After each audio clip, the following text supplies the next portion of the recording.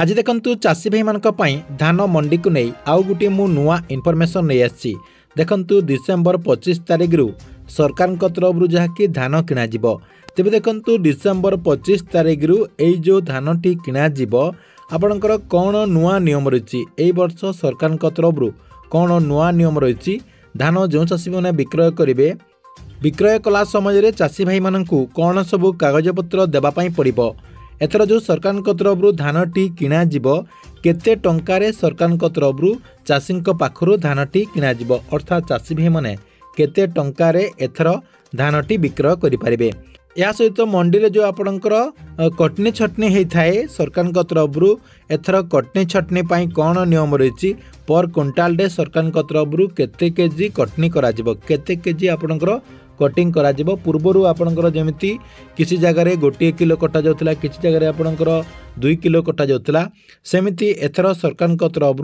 Cutting करबा पाई कौन नुआ नियम रही ता सहित देखंतु आपण मनकर जो टंका रही सरकार तरफ धान विक्रय कला टंकाटी चाषी भाई मैंने केबे पाई पारिबे ए नै संपूर्ण विवरणी जहाँकि आपण मैंने जानीपारे। कहवाक गले जो चाषी मैंने धान मंडी रे धान विक्रय करने चाहते समस्तंक पई एई अपडेट टी गुरुत्वपूर्ण रही।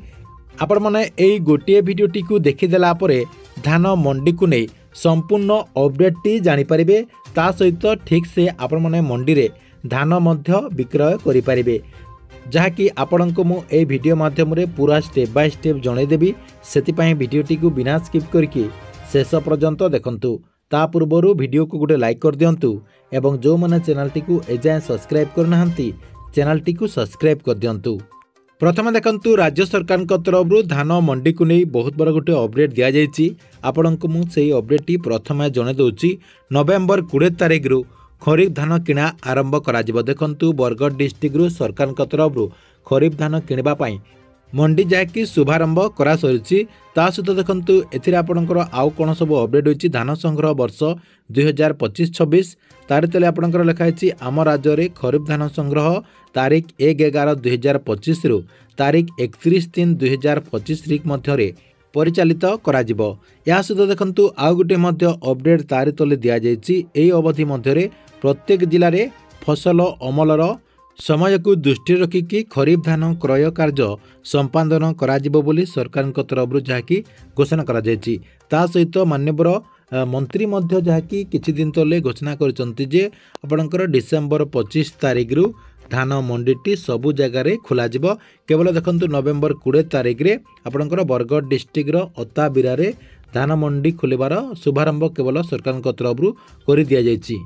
तेबे देखंतु सरकार तरफ ए जो मंडीटी खोला जिवो एई मंडीटी खोलिबा पूर्वरु चाषी भाई मैंने जहाँकि केतेटा जिनस जहाँकि आगरू जानिबा पई पड़िबो। देखंतु एथर सरकार तरफ कौन नुआ नियम रही कौन कौन कागजपत्र लागिबो धान केते टंकारे एथर चाषी भाई मैंने विक्रय करें केते केजी कटिंग हेबो केते समय भितरे आपणकर जो अकाउंट रही से अकाउंट को एई टंकाटी आसीबो संपूर्ण विवरणी जहाँकि आपण को मु देखंतु गोटे गोटे करी जणे दोछि।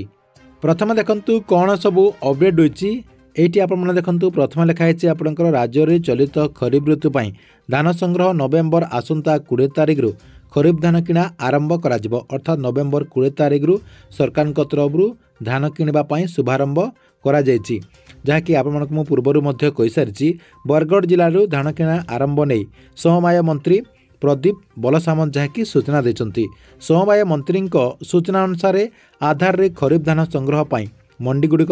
राज्य सरकार पक्षर अत्याधुनिक व्यवस्था मध्य करा जायछि। 2 वर्ष मध्य 100टी आदर्श मंडी प्रतिष्ठा पाई मध्य सरकार तरफ जहाँकि निष्पत्ति निया जायछि। ता सहित देखंतु प्रथम पर्यायर 38टी आदर्श मंडी पाई टेंडर कार्य आरंभ हो जायछि। चलित वर्ष सरकार तरफ 80टी समवाय समिति रे 200 मेट्रिक टन क्षमता विशिष्ट गोदाम गृह निर्माण पाई 20 कोटी टंकार व्यय बराद मध्य करा जायछि। या सहित आउ कोन अपडेट अछि देखंतु आपण को मु जणे दउछि। चलित वर्ष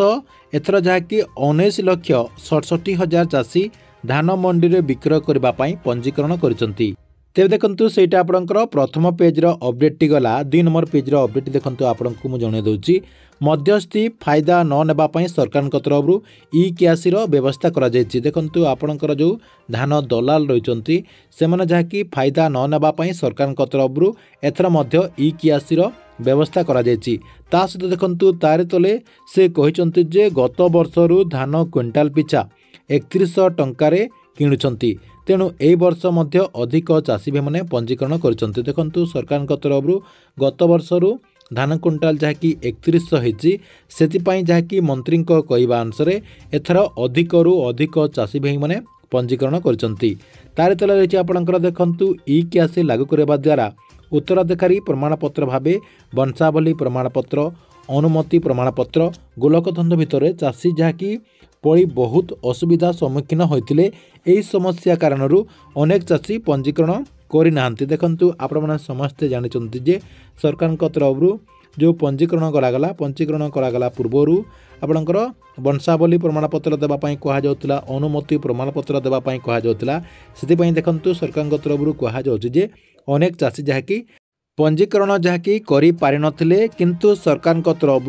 लोकंक असंतोष को दृष्टि रखी देखंतु तार तले मध्य लिखाई असंतोष बढ़िबा परे अनुमति प्रमाणपत्र आवश्यक नहीं बरं स्व प्रमाणपत्र दे पंजीकरण करिबो बोली खाद्य जोगाण और खाउटी कल्याण मंत्री कृष्णचंद्र पात्र घोषणा कले एवं सरकार तरफ स्पष्ट करछन्ति जे टार्गेट रु अधिक धान जहाँकि सरकार तरफ किणा देखो सरकार तरफ जिते भी टार्गेट रही से टार्गेट बाहर जदि भी धान आसूची अर्थात आपंकर जिते भी सरकार तरफ एथर टार्गेट करा ताठू जदि अधिक धान मध्य आसी से सबू धान मध्य किणा बोली सरकार तरफ जहाँकि स्पष्ट करा ये आपंकर 2 नंबर पेज्र अपडेट टी गला 3 नंबर पेज्र अपडेट टी आपको मुझे देखा दूसरी नवेम्बर रु मार्च मास मध्य खरीफ धान संग्रह हम देखु सरकार तरफ नवेम्बर मसरे केवल आपंकर शुभारंभ करदे किंतु मंत्री जहाँकि कहते जे डिसेम्बर 25 तारिख रु आपंकर मंडीटी खोल देखु से आपण को जन दूसरी जे नवेम्बर रु जो कहुचे आपण को डिसेम्बर रु हो पारे देखु डिसेम्बर रु मार्च मास मध्य खरीफ धान संग्रह हो पारे या सहित मे रु जून मध्य रबी धान संग्रह हेब एवं यही समय मध्य जिलापालक संग्रह अवधि निर्णय करेंगे देखु से जो आपणकर डिस्ट्रिक्ट गुड़िक रही से डिस्ट्रिक्ट गुड़िकर सजेसन देखिकी आपणकर धान संग्रह क्यों समय निर्धारित करा से नहीं स्थानीय जिलापाल जहाँकि तार अवधि को निर्णय करेंगे बोली एटी जाकि आपणकर अपडेट दि जाइए केवल पंजीकृत चाषी ठारू सरकार तरफ एथर जहाँकि धान संग्रह करा देखु आपणकर जो मैंने पंजीकरण करना से चाषी मैंने धानटी मंडी रे विक्रय करें ना बोली अपडेट दि जाइए केवल पंजीकृत चाषी ठारू धान संग्रह करा एवं सरकार को धान विक्रय पई आधार एकमात्र परिचय पत्र हेब देखंतु केवल आपणकर आधार कार्ड माध्यम मंडी रे आपण मन धान विक्रय करें ता सहित देखंतु तार तले आउ कोन अपडेट होची पंजीकृत योग्य चाषी को संग्रह बाबत क्रय दिन और परिमाण संपर्क में आगुआ सूचना मोबाइल फोन को सूचना दिज्व देखु आपणकर जो टोकन रही कि आपणकर जो धानटी आपण जेबे भी विक्रय करेंगे तारी संपूर्ण विवरणी आपण मैंने जो रजिस्ट्रेशन कला समय जो मोबाइल नंबर टी देइचंती से मोबाइल नंबर को सबकिछि विवरणी SMS माध्यम दिज्व बोली सूचना दि जाइए तारी तले देखंतु आउ कोन अपडेट होची केंद्र सरकार निर्धारण अनुसार साधारण धान ग्रेड ए धान पाई क्विंटाल पिछा MSP यथाक्रमे 2369 टंका एवं आपणकर जो ए ग्रेड धान रही 2389 टंका हार प्रदान करा अर्थात आपणकर साधारण धान पाई रही 2369 टंका एवं ए ग्रेड धान पाई रही 2389 टंका तेबे देखंतु सरकार तरफ तारी तले आउ कोन अपडेट दि जाइए साधारण सर्वनिम्न मूल्य MSP प्रति क्विंटाल 2300 टंका एवं राज्य सरकार तरफ प्रति क्विंटाल 800 टंका अतिरिक्त इनपुट सहायता प्रदान करा जहाद्वारा सर्वमोट क्रय मूल्य क्विंटाल पिछा जहाँकि 3100 हेब